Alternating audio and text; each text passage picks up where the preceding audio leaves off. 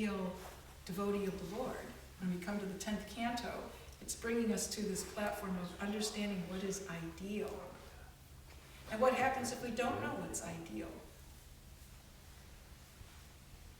You have the foggiest idea what the ideal way to make a chapati is. And what's going to happen? Speculation. Yeah. Winging it, you know. You're going to wing it, yeah, but It's not going to come out well. yeah, you're going to accept a mediocre chapati as wonderful. Oh, this is a great chapati. Because you don't know what the ideal is. So how are you going to improve and reach the, you know what I mean? And they try to tell them, they say, no, this is how it is. Right. Right, so we have to consult those who know. If I don't know how to make a chapati, then I should consult people who know better than me.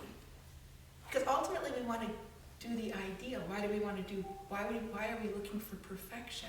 Because Krishna's perfect. So it's natural to look for perfection. We want to offer Krishna the perfect chapati, the perfect, whatever. So Srimad Bhagavatam is always going to be showing us what is the ideal. And here Krishna wants to establish Yudhishthira as the world emperor so that we can know what ideal leadership looks like. Otherwise, we're like totally just blindly going along with, our leaders, like, oh yeah, they're a great, emperor or king or president or governor, and we don't realize how far off they are, how they're exploiting the citizens, etc. And actually, that's one of the reasons why many governments in the world outlaw Srimad Bhagavatam. You're not allowed to read or preach Srimad Bhagavatam because they're afraid. Prabhupada made a statement that the governments were afraid of his books. Because if we were to read his books and actually understand these purports, what ideal government looks like, for example, there would be, revolution. People would revolt against the leaders because they would just tear them down. Because you're so far from the ideal. What are you doing in that post, right? But we should read Srimad Bhagavatam to learn how far we are from the ideal. Like I said, in the 10th canto, we're going to hear about what's the ideal devotee. Of course, we're hearing throughout, but I'm just saying, reaches the pinnacle there. So we should read Srimad Bhagavatam to realize how far away I'm from ideal. And then we can actually practice humility. So now we'll go into text 17, and please repeat. Uttarayam Dritapuror. Uttarayam Dritapuror. Uttarayam Dritapuror. Uttarayam Dritapuror. Vamsha Sarva Bhimanyuna. Vamsha Sarva Bhimanyuna. Vamsha Sarva Bhimanyuna. Vamsha Sarva Bhimanyuna. Savaidron Yastra Samplushta. Savaidron Yastra Samplushta. Savaidron Yastra Samplushta. Savaidron Yastra Samplushta. Punar Bhagavata Dritaha. Punar Bhagavata Dritaha. Punar Bhagavata Dritaha. Punar Bhagavata Dritaha. Uttarayam Dritapuro. Uttarayam Dritapuro. Vamsha Sadhya Bhimanyuna. Vamsha Sarva Bhimanyuna. Savaidron Yastra Samplushta. Savaidron Yastra Samplushta. Punar Bhagavata Dritaha. Punar Bhagavata Dritaha. Please chant. Uttarayam Dritapuror. Uttarayam Dritapuror. Vamsha Sadva Bhimanyuna. Vamsha Sarva Bhimanyuna.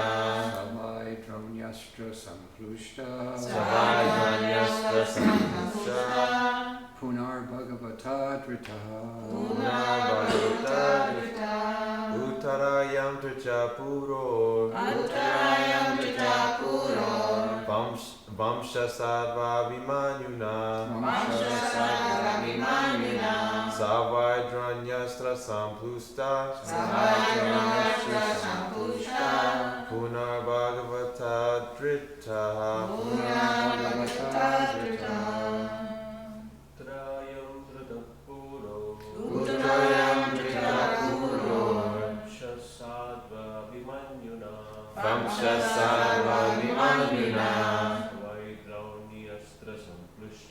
Savaidranyastra Sampusta Punarbhagavata Dritaha Punarbhagavata Dritaha Uttarayamrita puro. Uttarayamrita Puro Vamsasarabhimanyuna. Vamsasarabhimanyuna Savaidranyastra sampusta.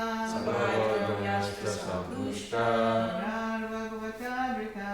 Punarbhagavata Dritaha Uttarayamrita puro. Uttarayamrita Puro Vamsasarabhimanyuna. Vamsasarabhimanyuna Savaidranyastra sampusta. Savaidranyastra Sampusta Punarbhagavata drita. Punarbhagavata Dritaha Uttarayamrita Puro Vamsasarabhimanyuna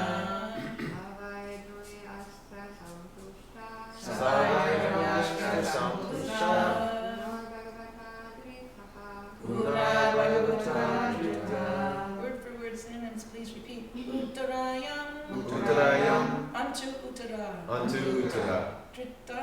Drita Conceived. conceived Puro. Puro Of Puru. of Puru Vamsha. Vamsha Descendant. descendant Sadhu Abhimanyuna. Sadhu Abhimanyuna By the hero Abhimanyu. by the hero Abhimanyu Sa. Sa He. Vai. Vai Certainly. certainly Droni Astra. Brahmastra By the weapon of Droni. by the weapon of Droni The son of Drona. the son of Drona Samplushta. Samplushta Being burnt. being burnt Puna. Puna Again for the second time. again for the second time Bhagavata. Bhagavata By the personality of Godhead. by the personality of Godhead Drita. Drita Was protected. was protected Translation and purport by His Divine Grace A.C. Bhaktivedanta Swami Prabhupada. check Uddhava speaking to Vidura. The embryo of Puru's descendant, begotten by the great hero Abhimanyu, in the womb of Uttara, his wife, was burnt by the weapon of the son of Drona. But later he was again protected by the Lord. So a little background history. So long, long ago, there was an emperor named Puru. And after so many generations from Puru, we come down to hearing about the birth of Bhishmadev, famous Bhishmadev, and his half-brother Vichitravirya, and his half-brother Vyasadeva.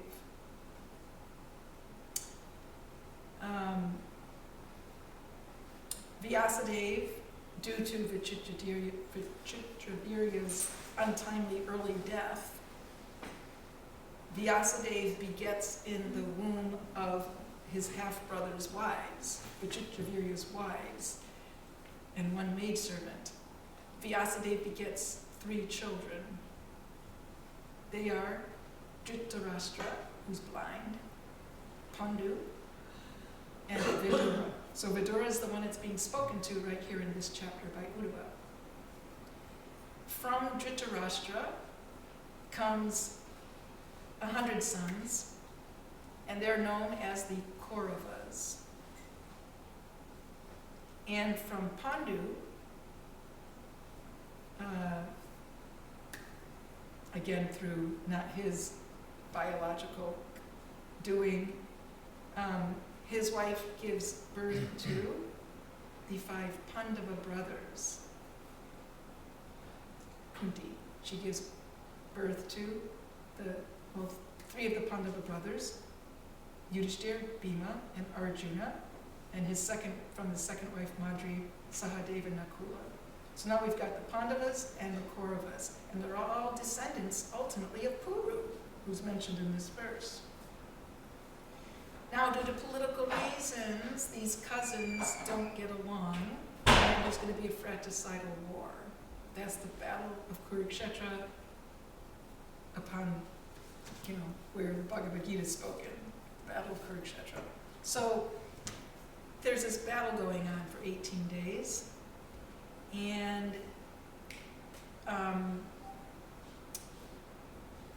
there's one personality named Ashvatthama. He's the son of Dronacharya. Dronacharya is the military guru. He's a Brahmin, Acharya, but he teaches military arts. So Prabhupada said, Brahmana means become expert at something and teach it to someone. Doesn't matter what it is. It can be military arts. Teach it to someone. So Dronacharya, he was the military teacher of both the Kauravas and Arjuna over here with the Pandavas. And he had great affection for the Pandavas, actually. Great affection for them. But for political reasons, he was in the camp of the Kauravas. You can see how politics is so nasty because it sets loved ones against loved ones, splits families.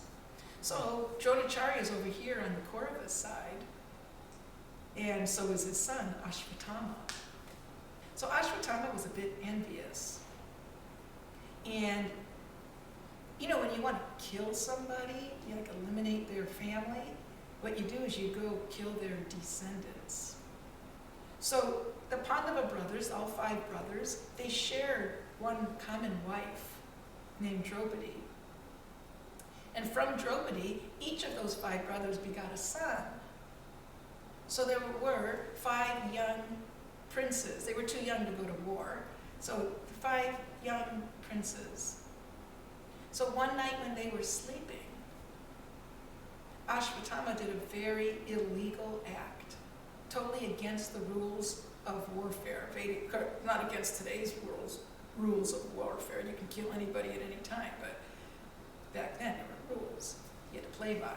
So he went and he beheaded those 5 princes, the 5 sons of Draupadi. And that was not very pleasing to his father, Dronacharya, but nonetheless, it happened.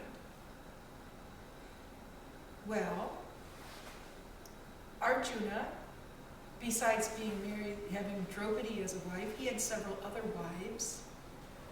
And one of his other wives was Subhadra, who was the sister of Krishna. And Arjuna had begotten in Subhadra one son named Abhimanyu. And he was a great warrior. When he was 16 years old, Abhimanyu became part of the Battle of Kurukshetra. But before Abhimanyu went to battle, he married Uttara, young man, very qualified personality. He married Uttara, and he begot in her womb a child. So Uttara was pregnant when her husband Abhimanyu went to battle. And although the Pandavas were the only ones to survive that battle, Arjuna's amazing son, a fantastic warrior, Abhimanyu, did not survive. He wasn't just killed by one person. Many warriors had to game attack him to kill him. So Abhimanyu dies in battle. So Ashvatthama's kind of happy about that because the descendants of the Pandavas are dying off, But there was one problem. Back at home, in Uttara's womb, the grandchild of Arjuna is still in the womb. So he's thinking, well, I got to kill that embryo. How am I going to do that? So he released what's called the Brahmastra Weapon. Astra means weapon. Brahmastra. This Brahmastra weapon, Prabhupada says, is just like the nuclear bombs. They're just like nuclear weapons, but one huge advantage over the gross, nuclear bombs that we have today. If we were to drop a nuclear bomb, on Hattiesburg, let's say, the whole town would be gone. Every person, every building. But the Brahmastra weapon is single-pointed. I want to throw this Brahmastra at that person far away. It'll go exactly, find that person and kill them. It won't destroy the whole neighborhood. So Ashvatthama, being very expert, he threw the Brahmastra weapon to go to Uttara and enter her womb and abort the child. But who was that personality in the womb? His name is Parikshit, and he is destined to be a great devotee of Krishna and to be as great of an emperor as his grandfather Yudhishthira. So Krishna, he's like, you're not going to kill my devotee, right? So Krishna enters the womb in a small thumb-sized form. He enters the womb of Uttara. Uttara prayed for protection. She said, if the Brahmastra's going to kill me, that's all well and good, but don't let it kill my embryo. So Krishna enters the womb of Uttara, and that child had been burned, destroyed. The body of the child had been destroyed by the Brahmastra. Krishna entered and gave the embryo a new body. And he stayed there and protected him. So Parikshit in the womb saw Krishna as his savior, as his protector. And then Krishna left from his vision. And then after Parikshit was born, he looked everywhere. Where's that personality that saved me? He was always examining everybody to see where is that personality. So he was named Parikshit. Parikshit means examiner. So Parikshit is the son of Abhimanyu, who's the son of Arjuna. So today's verse, Uddhava's recalling, and he's saying that the embryo of Puru's descendant, because again, Puru was way, way, way back here, many generations. He started it all. So the embryo of Puru's descendant, begotten by the great hero Abhimanyu in the womb of Uttara, was burnt by the weapon of the son of Jonah, Ashvatthama. But later he was again protected by the Lord. Srila Prabhupada's purport. The embryonic body of Parikshit, which was in formation after Uttara's pregnancy by Abhimanyu, the great hero, was burned by the Brahmastra of Ashvatthama. But a second body was given by the Lord within the womb, and thus the descendant of Puru was saved. This incident is the direct proof that the body and the living entity, the spiritual spark, are different. Even though the body was destroyed, the living entity wasn't destroyed. And he was awarded a new body. So Prabhupada says this is direct proof. When we read Bhagavatam, oh, there's so many stories, this person married that person, and then this happened and that happened, and blah, blah, blah. But if we read carefully, as Prabhupada's reading carefully and commenting carefully, we find that this is proof of a scientific fact, stuff that scientists today don't know, but and so we have to really look deeply at what's going on in these stories. Prabhupada continues, when the living entity takes shelter in the womb of a woman through the injection of the semen of a man, there is an emulsification of the man's and woman's discharges, and thus a body is formed, the size of a pea, gradually developing into a complete body. But if the developing embryo is destroyed in some way or other, the living entity has to take shelter in another body or in the womb of another woman.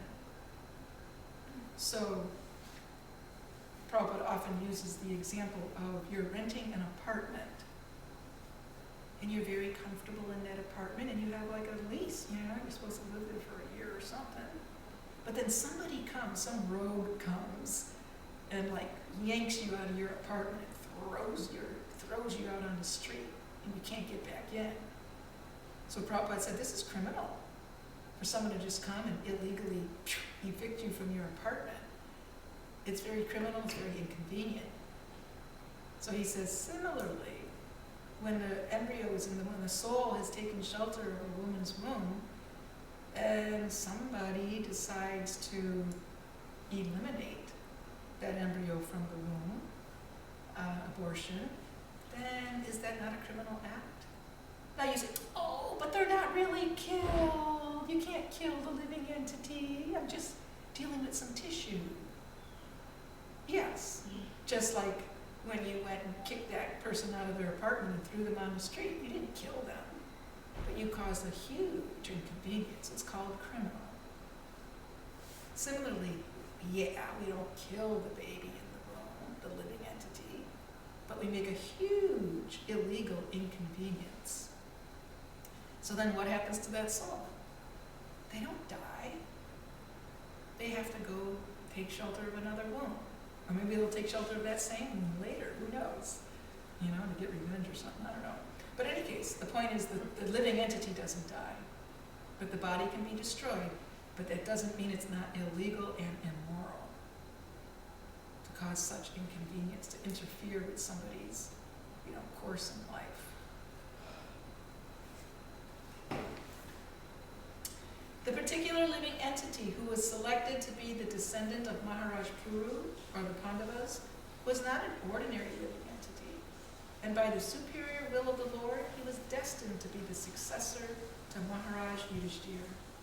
Therefore, when Ashvatthama destroyed the embryo of Maharaj Parikshit, the Lord, by his own internal potency, entered into the womb of Uttara by his plenary portion, just to give audience to the would-be Maharaj Parikshit, who was in great danger. By his appearance within the womb, the Lord encouraged the child and gave him complete protection in a new body by his omnipotency. By his power of omnipresence, he was present both inside and outside of Uttara and other members of the Pandava family. And of Srila Prabhupada's purport. So we'll stop there, see if there's any discussion. So this is the problem. The world doesn't know about the eternal nature of the soul and how bodies are gotten and eliminated.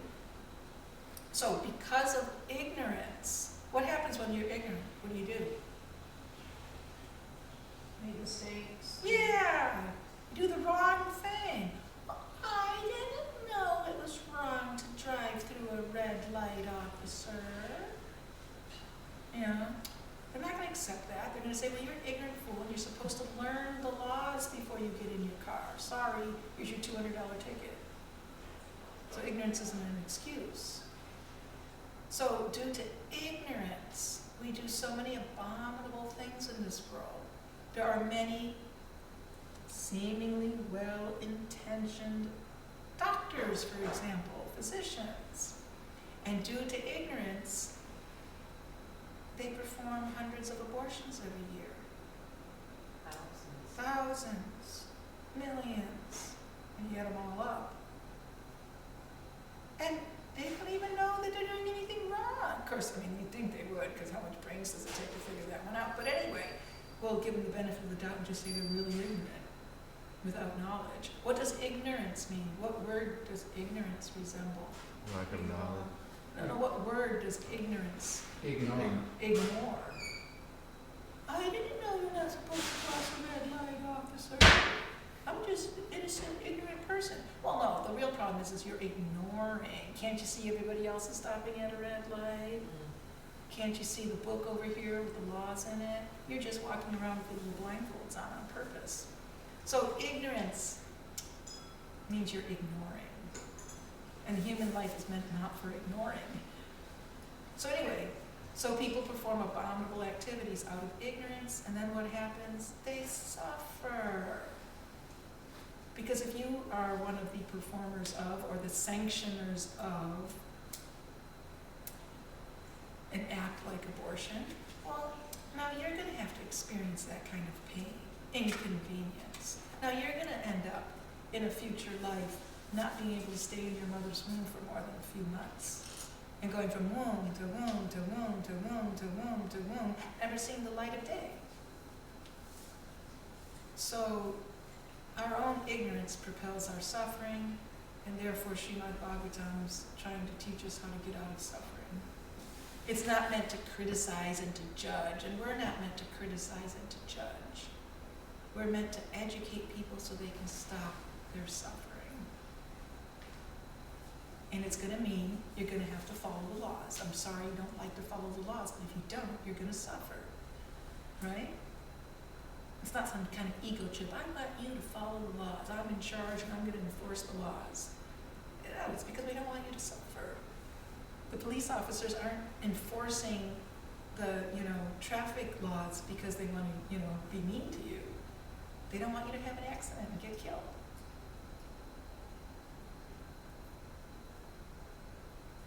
So anyway, any discussion?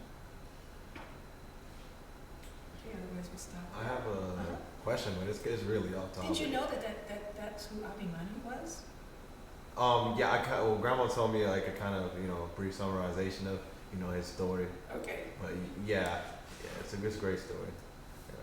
And the more I hear the story, I like the name. Like, Yeah, it's awesome. It's a great name. But I was talking to my grandma and grandpa last night about just sort of how about the different yugas and how there are heavenly planets, but so like the yugas don't really heavily affect the higher planets as it does the middle and lower planets, and how basically when you're in say Satya Yuga, you might as well be on a heavenly planet, right? Because most, if not everyone, goes to Godhead. Mm-hmm. And so how would, say you be on the hellish planet or lower planet, how would the yugas be?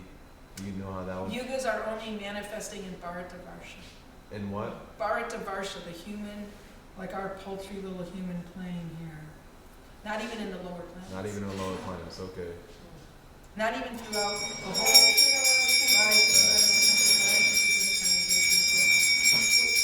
We don't have time to get into the cosmology, but there's 7 layers of planets. We say layers, it doesn't really mean physical layers, but in any case, there's 7 layers of planets. Yeah. We're in the middle one, number 8, if you Yeah. count from the bottom, 1, 2, 3, 4, 5, 6, 7, 8 is ours, 6 more above us. It's called Bhu Mandala. It's a huge disk called Bhu Mandala.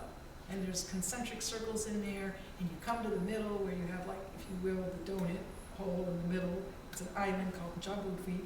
That has 9 divisions. One of them is called Bharatavarsha. We're in that division. We're so insignificant. Yeah. So the yugas only have their effects in Bharatavarsha. Even the rest of what's called the earthly plane, Bhumandala, is considered Boma Svarga, the heavenly planets on Earth. Actually, the entire universe is called Svarga, means heaven. The upper planetary systems are called Divya Svarga, where the demigods live. Then the middle planetary system, which is where we're a tiny speck within that big Bhumandala, is called Boma Svarga. Means it's the earth plane, but it's like Svarga. If you do everything right and follow all the rules. If you're pious. And then the lower planetary systems are called Bila Svarga. They're the lower, called hellish planets. Well, they're not even called the hellish planets, they're called the lower planets. And they're enjoying like as though they're in Svarga. Even though they're the bad people and down there. That's a bit of an explanation too, but they don't have any opportunity for God consciousness. That's why it's called hell. So a lot of people on those planets don't even know they're in hell. Like they may enjoy. They're enjoying. One time a man died, and some angel type guy, angel type person met him. And you get to check out, where am I going? Heaven or hell? Well, actually, you get to choose. And you get to see a little sample of heaven, you get to see a little sample of hell, and then you get to choose which one you go to. So which one would you like to experience first? He said, well, let's try hell first. So he goes to hell, And while he's there, he's got all this sense gratification and all this wonderful food and enjoyment and beautiful this and beautiful, and it's just like, whoa, nothing he ever imagined. And then the time was up for his little trial, you know, and so the angel came up to him and said, okay, time's up, you know. Do you want to go check out heaven now so you can make your choice? He said, no. I'm so happy here. I'm just going to stay. I don't even need to go see heaven. I'm going to check in here as a permanent resident. Oh, okay. Now you're a permanent resident. And as soon as he said that, I want to be a permanent resident, then all of a sudden, he started getting beaten and tortured. And he was like, what's going on? I was like enjoying like anything, now all of a sudden I'm being beaten. And the resident said, oh, that's because before you were just our guest. So we treated our guests like that. So like that, we think we're enjoying. We come here to enjoy, yay. But as soon as we say, I want to be a permanent resident, now you start to suffer. So the lower planets are actually places of great enjoyment, but they have no, what's the word? No opportunity for God consciousness. No opportunity for God consciousness. So the yugas actually are only witnessed, the changing yugas are only witnessed here in Bharatavarsha. There's a small section of the whole huge Brahmastra, which is an insignificant speck in the whole universe. Thank you. We're here. If they don't get a chance to perfect or to know what spiritual life is that what you call the Nityabhata? Like Well, we're Nityabhata. We're eternally condemned unless and until we Okay. accept the mercy. So, but they don't have a chance. You're right, until they take birth again on Bhumandala. Okay. They have to rise up through the species. Is it the same, rising through the species, same thing, like going through the lower animal life and then just rising? You know, it's going to be like eons before they come back to a civilized human form of life. And so like the middle planet where we're at, it seems like, I don't know, a very, unique position of it all though, because I heard that even demigods sometimes wish to come down to earth because how easy it is to go to Godhead. But so is it in heavenly planets? It's kind of contradictory in a way, right? No, it's like this. You're a multi-billionaire, and you've got a beautiful wife and sweet, sweet, sweet, sweet children, and you live in a really peaceful environment, no crime, you never get sick, you live with a government that's like, wonderful, wonderful, the weather's always perfect. Why are you going to cry out to Krishna? I got a maid in the shade. I don't need you. I got a maid in the shade, man. I'm like on top of the hill. I'm Until you enjoying. die. And you never see disease. You don't even get gray hair. You're just like, wow, wow, wow. And then all of a sudden, you're 99 years old, and all of a sudden you start feeling old, and you've got 1 year to live. And it's too late. So we're fortunate that we live in a mediocre place where you're freezing sometimes and you're sweating hot the other time and your family's all dysfunctional and the government's all oppressive and your finances are pretty weak. Let's hope we pay our rent this month, dear. And et cetera, et cetera, et cetera. Because it makes us realize, guess what, I'm not God. Yeah, what a pathetic God I am, aren't I? Me, God, what a joke. Get off your high horse, buddy. You're not God either. We're suffering.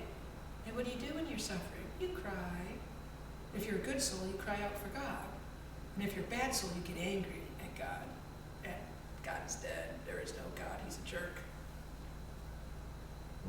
So suffering is good. So this is like the best position we Best could be position, but we're so stupid we don't take advantage of it. The only reason we're not going back to God is because we're stupid. So we have to stop being stupid. And we cure stupidity with transcendental knowledge. Study, study, study, study, study, study. Chant, chant, chant, chant, chant, chant. Do service, do service, do service. So you're on the right track. Okay, so anything else? Otherwise we'll stop there. Granthara Srimad Bhagavatam Ki Jai. Jai. Srimad Bhagavatam Ki Jai.